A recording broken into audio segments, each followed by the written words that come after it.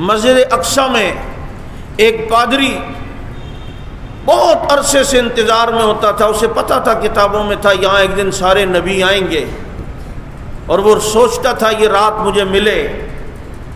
ایک رات اس نے دروازہ بند کرنا چاہا، رات کو جاتے ہوئے دروازہ بند کرتا تھا، لاکھ کوشش کی دروازے بند نہیں ہو رہے۔ کیسے بند ہو؟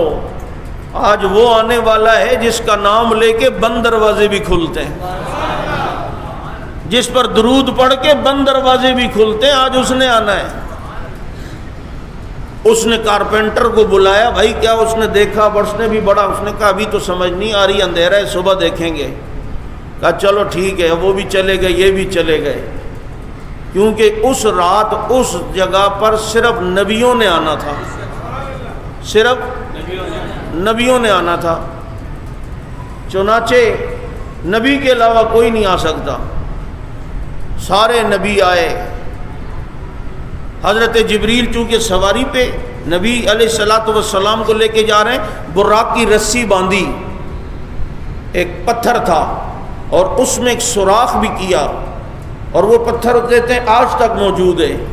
اس کے درمیان سے رسی گزار کے رسی کو باندھ کر مجھے اور تجھے بتایا کہ توکل اسی کو کہتے ہیں، پہلے باندھو پھر اللہ پر توکل کرو، ورنہ براق نے کہاں جانا تھا۔ یہاں بہت سارے متوکلین ہمارے پاس آتے ہیں، بھائی گاڑی کو تم نے تالا لگایا، حضرت اللہ مالک ہے، اور چوری ہو گئی تو پھر تیرا عقیدہ کہاں جائے گا؟ پھر شیطان تجھے وسوسہ ڈالے گا۔ اسی لیے نبی کے پاس ایک صحابی ہے، فرمایا اونٹ کروا باندھ کے آئے ہو؟ کب اللہ پہ توکل کر کے آیا ہوں؟ فرمایا پہلے باندھو پھر اللہ پہ توکل کرو۔ اسباب کو بروئے کار لانا یہ توکل کے خلاف نہیں ہے۔ بعض لوگوں علماء کے ساتھ گنمین ہوتے ہیں تو کہتے ہیں یار یہ کیا، توکل کرنا چاہیے، توکل کرنا، سورہ یاسین پڑھ کے جانا چاہیے۔ ہمیں ایک نے کہا سورہ یاسین پڑھ کے جانا چاہیے، میں نے کہا مارنے والے پورا قرآن پڑھ کے آتے ہیں۔ اب بتا، بہرحال یہ سارا سسٹم تو نبی کے دور میں بھی تھا۔ اب یہ جبریل علیہ السلام نے باندھا، اور پھر حضرت جبریل نے اذان دی سارے نبیوں کے سامنے، اللہ اکبر اللہ اکبر، اشہد ان لا الہ الا اللہ، اشہد ان محمد رسول اللہ۔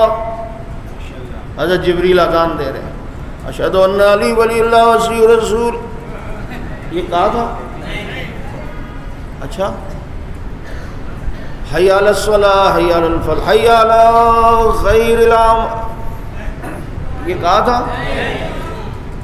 اور بھائی یار سوچ کے بتاؤ، سارے نبیوں کے سامنے اذان دی تھی، دیکھ لو، پھر نہیں بولنا، نہیں کہا تھا؟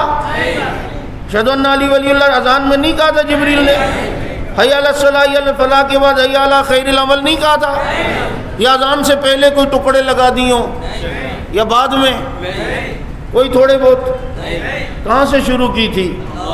وہی اذان دی تھی جو بلال کی زبان پہ تھی، جو حضرت عبداللہ نے خواب میں دیکھی تھی، جو حضرت ابی محذورہ کو نبی نے سکھائی تھی، جو آج مکہ مدینہ میں گونجتی اور مسجد صدیق اکبر میں گونجتی، جو اذان معراج میں دی،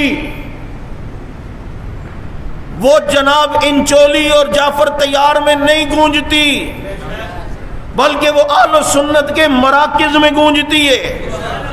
اگر یہ چیزیں اذان کا ٹکڑا اور حصہ ہوتی تو وہاں پر یہ اذان یوں چلائی جاتی اور سنائی جاتی اور دہرائی جاتی اور بتائی جاتی، لیکن نہیں، جو اذان اہل سنت کے یہاں ہے وہ جبریل نے دی، سارے نبیوں کو وہ اذان پسند آئی، اس اذان پر 1 لاکھ سے زیادہ نبیوں کا اجماع سکوتی ہو چکا ہے۔